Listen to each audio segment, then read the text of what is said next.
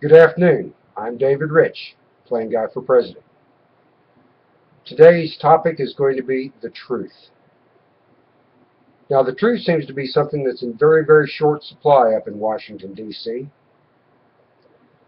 Folks, if one of our politicians makes a comment and he doesn't know that his comment is incorrect, that just makes him ignorant. If one of our politicians makes a comment or a statement that he knows is not accurate, is misleading, that just makes him a liar. I don't care if they're Democrat, I don't care if they're Republican, I don't care if they're in the Senate, I don't care if they're in the representatives, I don't care if they're male or female. If they purposely mislead us, it's a lie. Folks, I was watching a movie the other night where Jack Nicholson, sitting on the witness stand, says, "You can't handle the truth." Yes, folks, we can. Not only can we deserve it, and we're going to demand it. You know, folks, there's a lot of things going on in this country that just don't make any sense, and they're being misrepresented to us. Healthcare reform.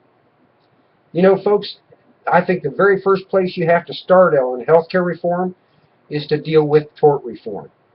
Medical malpractice suits have gotten unbelievable. The settlements are astronomically out of line. There is no common sense in it whatsoever. So do I still need that we need some kind of health care reform? Yes, I do believe so. But it has to start with tort reform.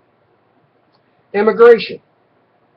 Do you realize we've got 188,000 employees in the Department of Homeland Security? And our southern border is just as open and as it has ever been. You know, folks, with 188,000 employees, you can pretty much start at the Gulf of Mexico and go all the way to the Pacific Ocean and let them touch hand to hand. You know, if it takes to put our Navy on the river, our Coast Guard, our Marines, our Air Force, and our Army all to seal that southern border, well, guess what? That's what we got them for, is to protect this country. Now, once we've sealed our southern border to stop further illegal immigration, then I think it's time to sit down and talk about the illegal immigrants that are in this country. Not unregistered citizens, illegal immigrants. Now, some of them have been here a great big long time and have done a good job of becoming Americans as far as working and contributing.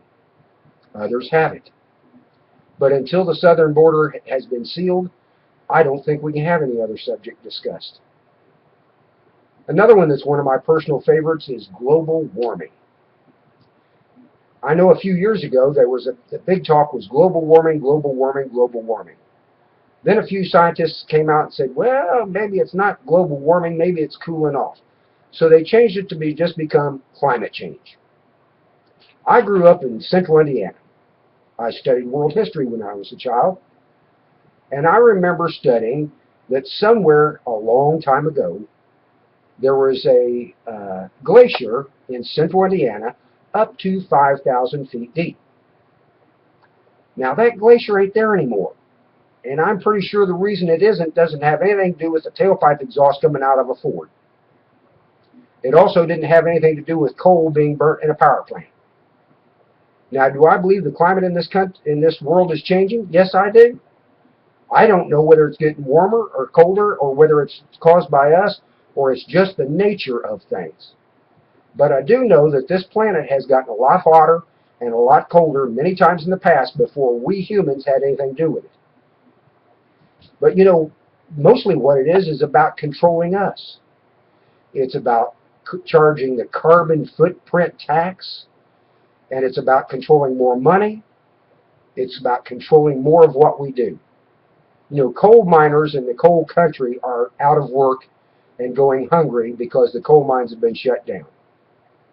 Do we need to look for an alternative fuel? Sure, have at it. But until it's ready, we need to use the resources we've got. Folks, another one that's just kind of tough is gay marriage.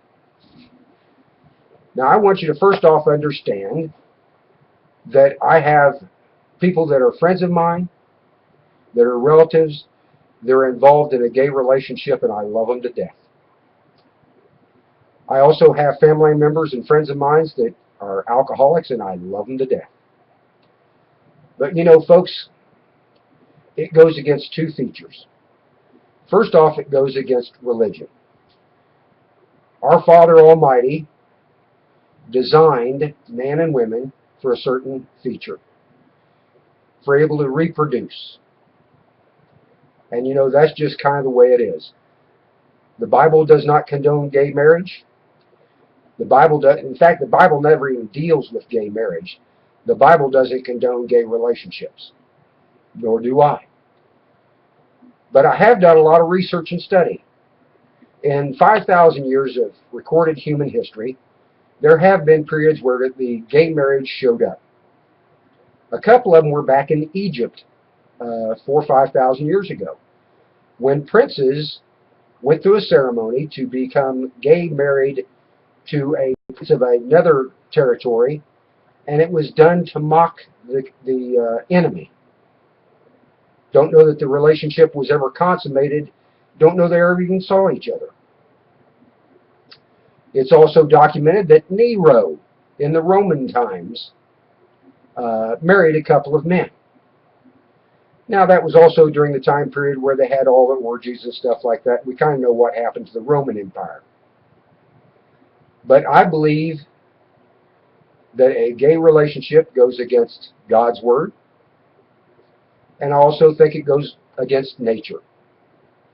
If all of us decide to become gay, all the men wanted men, all the women wanted women, within one generation, the situation would be gone. Nature put man and woman, male and female, throughout all the species for a purpose. I think that a gay couple has every right in the world to be with each other, but to recognize it as a marriage, I can't back it up. Now, I'm not telling everybody that they got to do exactly what I'm doing or what I say. I'm just telling you where I stand. And folks, that's pretty much it on Truth for this afternoon. I hope if you enjoy what I've got to say or believe it, that you contact me at plainguyforpresident@outlook.com. Please subscribe to my videos. Post them to your YouTube. Post them to your Facebook. Share them with your friends. And folks, I'd love for us to take this country back. It needs to be taken.